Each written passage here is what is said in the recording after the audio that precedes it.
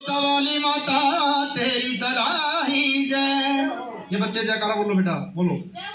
ये बालक भी डर चिंता में बैठे जो कर आंगनबाड़ी में दलिया लेना है। बोलो सच्चे दरबार की आहो आहो नहीं जय हो जय हो।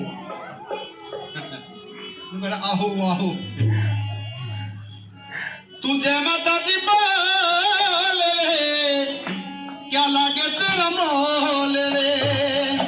जय माता दी बोलने में कोई मोल नहीं लगता, सिर्फ क्या लगता है हमने 50 ग्राम की जीवा को हिलाना है और जीवा को हिलाते हुए माँ का नाम लेते हुए अपने जीवा को पवित्र बनाना है।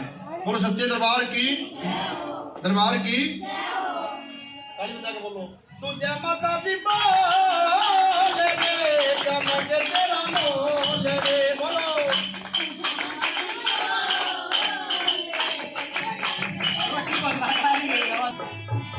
तू जय माता दी बोल रे क्या लागे तेरा मोल रे। तूने माता की बोल रे मोल रे।